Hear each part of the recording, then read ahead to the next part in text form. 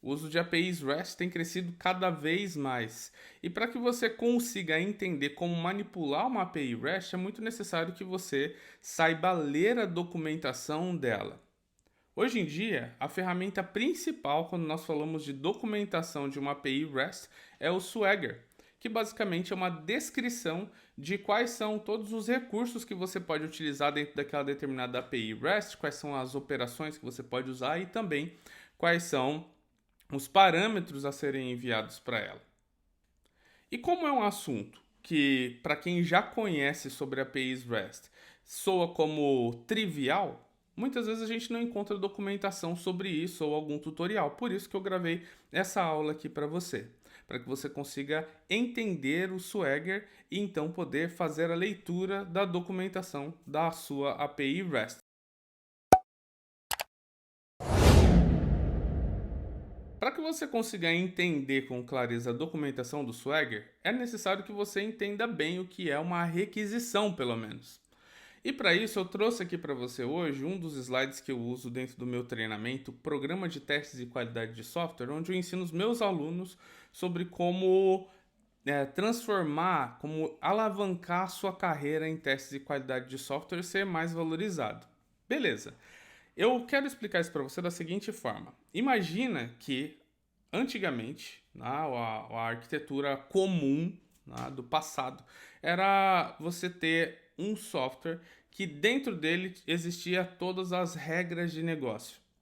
Então tudo ficava armazenado dentro de uma única aplicação. Então, se você tinha uma aplicação desktop, as regras estavam todas lá dentro. Se você tinha uma aplicação web, as regras estavam todas lá dentro. O que foi acontecendo com o decorrer do tempo é que a gente começou a entender que isso não era um modelo sustentável, visto que se você tivesse duas aplicações, você teria que dar manutenção nas duas caso você tivesse uma mudança na regra de negócio. Então, o que aconteceu? Aquela regra de negócio foi extraída dessas aplicações e colocada em uma outra, que aqui eu estou representando como sendo uma API. Então, essas aplicações aqui, desktop e web, passaram então a consumir essa API, beleza? Só que a API não tem rosto, né? Ela é um software que está aqui e que, na verdade, o rosto do seu sistema está, na verdade, aqui na frente, nas aplicações desktop ou mobile ou web, por exemplo, certo? E a API ficou aqui atrás sem rosto. Essa questão do sem rosto quer dizer que você não tem uma interface gráfica para que você vá lá e clique, digite, navegue, né? Isso acontece tudo na aplicação front-end. Então, nessa abstração aqui disso que eu estou falando, você vê o José sendo o usuário que usa uma aplicação, um app mobile, um app desktop, um app web, né? Usa essa aplicação e essa aplicação conversa com a API. Mas conversa com a API como? Enviando uma requisição. E essa requisição é como se fosse essa caixinha que você está vendo aqui. Ela tem um espaço para que você aponte qual é o método, um espaço para onde você aponte qual é a URI, um espaço para onde você aponte qual é o cabeçalho e um espaço onde você aponte qual é o corpo, ok? E aí talvez você diga, mas Júlio, o que é método, o que é URI, o que é cabeçalho, o que é corpo? Essas informações todas são informações similares a essa daqui. Então, no método, você tem lá uma intenção de o que você deseja fazer. Então, aqui eu estou falando, quero fazer um post. Geralmente, quando a gente fala post em APIs REST, a gente já pensa imediatamente em inserção de um recurso ou, em alguns casos muito específicos, a pesquisa ou busca de alguma informação, ok? A URI, que é quando nós temos então o caminho de qual é o recurso que nós queremos acessar. Aqui nesse caso é o recurso produtos, que está dentro da nossa API da lojinha, ok? E aí nós temos ali no cabeçalho algumas informações técnicas, como por exemplo o token. O token é o que representa a autenticação de um determinado usuário. E por fim nós temos o corpo, que é geralmente utilizado quando nós temos alguns métodos, por exemplo, métodos que você tem a intenção de inserir ou de alterar, ou também, como eu já tinha dito antes, em casos remotos, de buscar algum tipo de informação. E aí, nesse caso, nós temos ali embaixo esse corpo, que é basicamente qual é o objeto que você quer adicionar dentro daquele determinado recurso, ok? Então, toda requisição tem esse grupinho de... Desculpa, não toda. A maioria das requisições tem esse grupinho aqui desses 4 elementos, ok? Algumas requisições não precisam ter aquele quarto elemento que é o corpo. Como eu disse, por exemplo, se eu vou buscar algum tipo de informação ou se eu vou deletar algum tipo de informação, quando a gente fala em APIs REST, geralmente eu não preciso do corpo, entendeu? Cabeçalho. Às vezes eu preciso me autenticar para conseguir ter acesso a algum tipo de recurso específico. Mas tem alguns momentos que eu não preciso. Então tem horas que eu não preciso do token. Por exemplo, quando eu vou fazer login na aplicação, eu não preciso do token. Por quê? Porque eu nem tenho o token ainda. Eu quero me logar, eu quero me autenticar naquela determinada aplicação, ok? Então, perceba que a gente tem essa estrutura e essa estrutura ela é composta por 2 itens que sempre vão ter, que é aqui qual é o método que você vai utilizar, que é aquela primeira caixinha, e qual é o RI para onde você quer mandar aquilo, e depois você tem o cabeçalho que você pode ter ou ter que informar ou não, e você tem o corpo que novamente você pode ter que informar ou não, dependendo de qual é o tipo de operação que você está fazendo. Eu chamo de operação aqui a mistura do que é o método junto com o recurso, ok? Junto com o URI que você está vendo ali. Por que isso? Porque essa junção dos dois define o que é que você está querendo fazer na sua API REST. Bacana, né? Uma vez que a lojinha app envia essa requisição para a API processa essa informação e devolve uma resposta. E na resposta a gente tem algo similar à requisição. Só que a resposta ela não tem um método, porque ela é simplesmente uma resposta do servidor para você. Então, não é como você tinha uma intenção de fazer algo, então ela tem essa resposta. Ela também não vai ter a URI, porque ela simplesmente retorna a quem a chamou, ok? Mas ela tem cabeçalho e ela também tem corpo. Por quê? Porque no cabeçalho vem algumas informações importantes do servidor e dentro do corpo vem para você as informações que você requeriu do servidor. Então, se eu, por exemplo, disse ao servidor que eu quero fazer um GET, que é buscar de produtos, o que ele vai trazer? Ele vai trazer para mim todos os produtos que pertencem a mim, que tem algum elo relacionado ao usuário que eu sou. Como que eu demonstrei qual é o usuário? Através do token, ok? Bom, isso tudo aqui que eu estou falando para você tem a ver com REST e com a arquitetura de uso de APIs, ok? Aí a gente ainda não está entrando no assunto Swagger. Por quê? Porque você primeiro precisava entender como é que funciona uma requisição, pelo menos, para que você possa entender como é que o Swagger funciona. E também que existe uma resposta, ou seja, eu envio essa requisição e obtenho uma resposta. Beleza? Show. Agora sim a gente pode ir para o Swagger. Bem, o Swagger ele é uma aplicação que permite a você fazer diversas coisas relacionadas à API, tanto de documentação quanto também de desenho de APIs, ok? Ele tem várias ferramentas voltadas a isso. Um Swagger, que é essa documentação da API REST, ele é escrito através de um arquivo com a extensão YML ou YML. Aqui do lado esquerdo, você vê um conteúdo de um arquivo YML, que é um conteúdo que já está aqui dentro do site do Swagger Editor como sendo um exemplo de o que é uma definição de uma API REST. Você acessa esse site aqui com o endereço editor.swagger.io, ok? Do lado esquerdo, então, o conteúdo do arquivo YML. Do lado direito, o que é a mágica do Swagger aqui. Ele demonstra para você o conteúdo proposto pelo próprio Swagger em YML do lado direito aqui de uma forma similar a uma interface gráfica de um site qualquer. Só que aqui é uma documentação, certo? Então você vê aqui o que eu disse para você de quais são os métodos e os seus recursos, ok? E aí o que acontece? Você consegue ver que aqui dentro dessa API chamada Pet Store, na versão 1.0.0, você consegue ver quais são todas as operações que ela tem. Entendeu? E aí, vendo as operações, você sabe o que é que você pode fazer. Por exemplo, post barra patch. O que esse post barra patch faz? Ele adiciona um novo patch para a loja. Olha que bacana. Então quer dizer que se eu fizer uma requisição para uma URI dessa loja, apontando aqui um recurso, então ficaria, por exemplo, petstore.swagger.io /v2 /patch, então um post para petstore.swagger.io /v2 /patch, vai, se eu passar todas as informações necessárias, vai adicionar um novo patch para a loja. Bacana, né? Então, é dessa forma aqui que você faz a leitura do Swagger. Mas veja, agora está mais fácil para você porque você já sabe o que é uma requisição. Então você sabe que para que você possa interagir com a API, é necessário que você saiba quais são as operações permitidas. Essa daqui é uma operação, é de adicionar um novo patch. Essa é outra operação, olha só.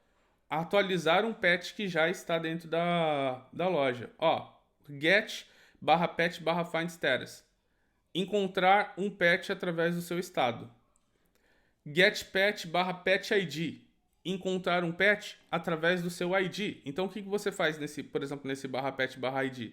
Você envia uma requisição via get para https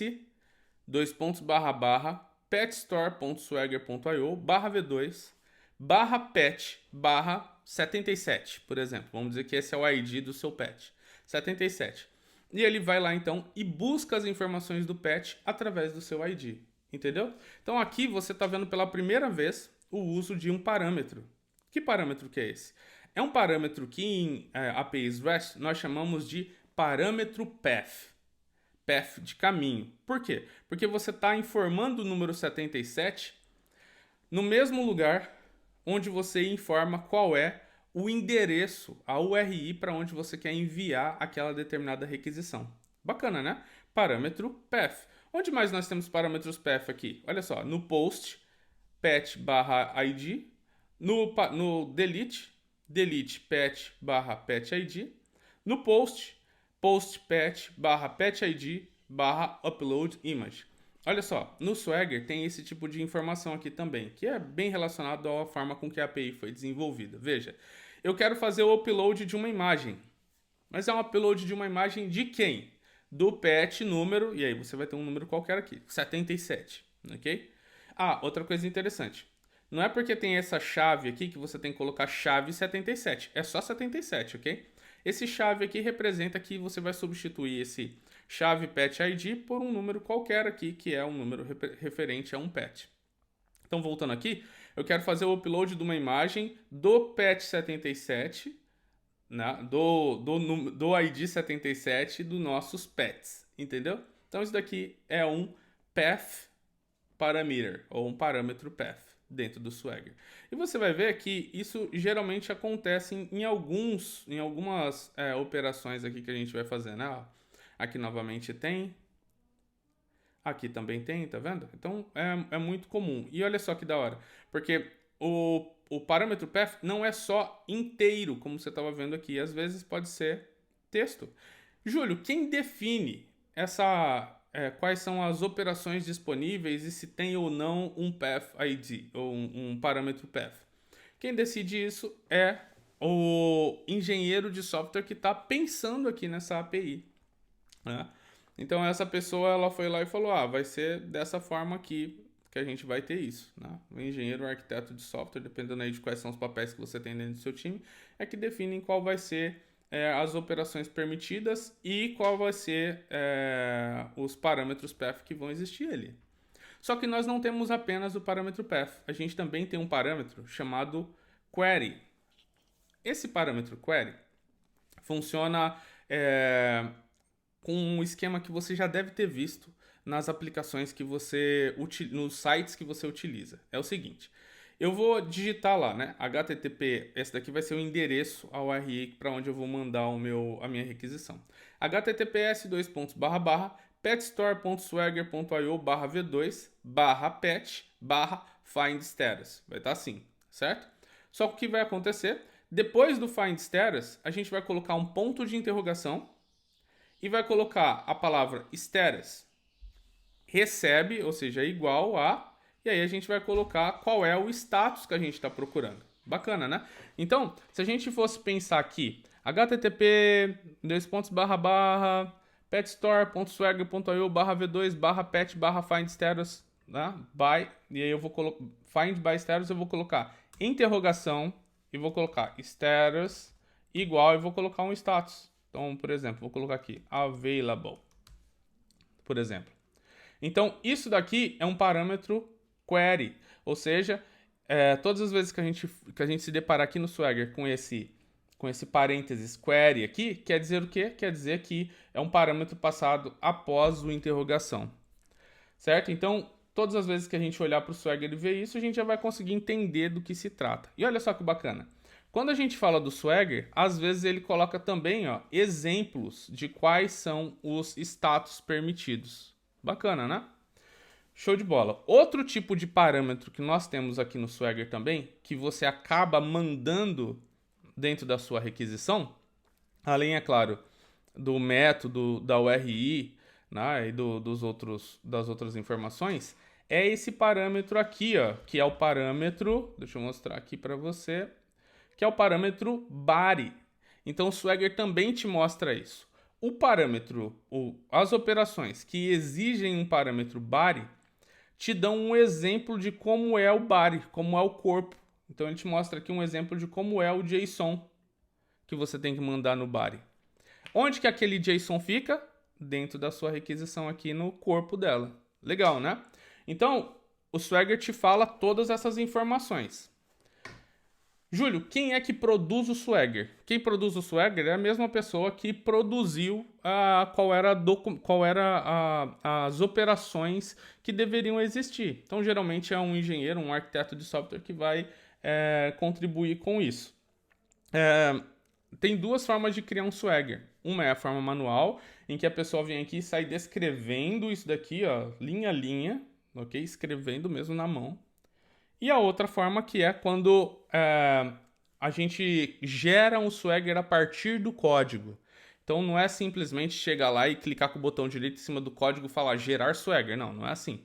Você tem que ir no código e mapear o código dizendo, olha, esse daqui é um método que vai se tornar uma operação posteriormente. Esse daqui é um parâmetro que vai ter que ser enviado dentro da requisição para a API REST. Daí sim, o Swagger, reconhecendo esse mapeamento, gera para você um arquivo como esse, o YML, para que fique mais fácil para descrever como é o Swagger, descrever como é a API em si. Então, o outro parâmetro, como eu já disse para você, além do path, além do query, é o body. Você pode enviar então um parâmetro aqui no corpo da requisição e isso fará com que você consiga então enviar essas informações. Para que servem essas informações? Para que você possa, por exemplo, né, numa operação que envolve o método put, alterar um registro que está dentro da sua base. Então o put serve para isso. Então você envia essas informações e aí o put, com base na identificação daquele determinado patch, faz as alterações que você requeriu que ele fizesse. Ok? Então é bem dessa forma aqui que funciona. Outra informação também que o Swagger te mostra é uma informação como essa aqui, ó, informações que precisam ser enviadas no header, né? Se a gente for olhar aqui de volta para aquela minha imagem, no cabeçalho. Então ele mostra aqui, por exemplo, que para que você possa fazer um put e ele tenha sucesso, é necessário que você envie também no cabeçalho, e aqui não fala especificamente no cabeçalho, tá bom? Mas content type é uma informação de cabeçalho. Então você vai lá no cabeçalho e define que você vai enviar uma requisição que tem o corpo escrito em formato application.json, application/json, certo? Então é dessa forma aqui que a gente define qual é o tipo de dado que vai ser enviado no corpo, ok? Através de uma nova chave dentro do cabeçalho. Então lá no cabeçalho a gente vai ter que colocar uma nova chave chamada content type e que tem dentro dela o valor application.json. Como eu sei disso? Porque o Swagger está dizendo isso aqui. Bacana, né? Em alguns outros momentos, o próprio Swagger coloca aqui dentro dessa lista de parâmetros, que são os parâmetros de entrada, que também você tem que enviar algum tipo de parâmetro no header. Então ele vai falar, por exemplo, token, e aí embaixo vai colocar, entre parênteses, header, para que você saiba que você tem que enviar essa informação no cabeçalho, entende? Então o que o Swagger faz? Ele te dá a definição de quais são os valores que você, ou de quais são as informações que você tem que passar em cada um desses quadradinhos aqui. Interessante, né? Show de bola. Outra coisa que o Swagger também te traz é quais são as respostas possíveis para quando você enviar esses parâmetros para a API REST. Então ele te fala, ó, Júlio, quando você enviar um put para https://petstore.swagger.io/v2 /pet com os parâmetros que você colocou, que eu te pedi aqui e você colocou na requisição, ou melhor, a API vai te responder um 400, um 404, um 405, né? Ou um status de sucesso, por exemplo, ok? Aqui, nesse Swagger, a gente vê um bom exemplo de um Swagger que ele não está descrevendo todas as possíveis respostas. Então ele poderia responder aqui, por exemplo, que além do status 400, do 404 e do 405, ele também poderia responder aqui um 200 como sendo sucesso da atualização do patch, ok? Mas não está aqui. Então esse é um outro ponto que você tem que sempre prestar atenção. Às vezes o Swagger, que é a documentação do software, por mais que seja criado por alguém que você confia muito, ainda assim pode ter ausência de alguns status que podem ser respondidos aqui como sendo resposta à sua requisição, ok? Mas certo é que aqui embaixo vai ter esses status code representando aqui quais são as possibilidades de resposta a serem recebidas, ok?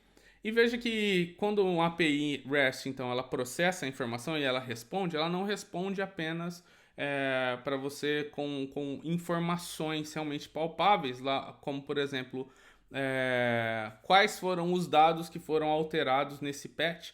Pode ser que ela responda também com código. E esse status code é algo muito comum quando a gente fala de APIs REST, porque após cada processamento ela te responde com o status code dizendo o que é que aconteceu depois de processar aquela sua requisição, ok? Show de bola! Então a gente tem esse tipo de informação em todas as operações aqui que nós fazemos. Outro tipo de resposta que o Swagger te traz também é isso daqui, ó. Por exemplo, aqui na operação /pet/find status. Eu fiz uma requisição para procurar os pets segundo o seu status. Por exemplo, available, pending, sold, que seja disponível, pendente ou vendido. E aí eu quero então ter acesso aos pets que estão nesse estado. Eu venho aqui, ó, e do lado direito você tem Response Content Type, para escolher qual é o tipo da resposta que você quer ter dessa requisição. Então, quando eu clico aqui e vem em Application JSON, olha só, ele me mostra aqui, ó, qual vai ser o body da resposta. Então, ele fala, olha, pode ser que você tenha o status 200, que é sucesso, ou pode ser que você tenha o status 400. E nesse status 400 significa que você digitou um estado que não era válido. Então, dado isso, você recebeu um status 400. Mas, se você digitou realmente um estado que é válido, olha só o que vai acontecer. Ele vai te devolver, então, um JSON que tem lá as informações dos pets que atendem aquele determinado estado. Ok? E aqui o Swagger, esse Swagger ele está te mostrando aqui informações em JSON ou XML, que é muito comum aí para APIs REST, você utilizar JSON, mas que também às vezes, dependendo de qual é a necessidade do time, pode implementar também respostas em XML, mesmo sendo para APIs REST, ok? Então aqui, para que você possa entender melhor, é muito importante que você conheça JSON, né? A forma de escrita em JSON. Mas basicamente isso daqui é uma lista, isso daqui é um objeto representando o patch. Então, o que está dizendo aqui, né, no Swagger é que quando você digitar um estado que é válido e que tenha pets, ele vai trazer para você uma lista e essa lista vai ter várias informações de pets, ok? Então, como você pode ver, o Swagger ele é algo bem estruturadinho, você consegue identificar as operações, abrindo a operação, consegue identificar quais são os parâmetros requeridos para a entrada e também as respostas possíveis. Então aqui embaixo você consegue ver essas respostas e consegue ter uma noção do que é que a API irá te responder. Bacana, né? Show! Se você gostou desse vídeo, não esqueça de clicar no botão curtir, de deixar seu comentário e também se inscrever no canal para que você continue recebendo todos os conteúdos que eu produzo aqui para vocês. Muito sucesso e até a próxima!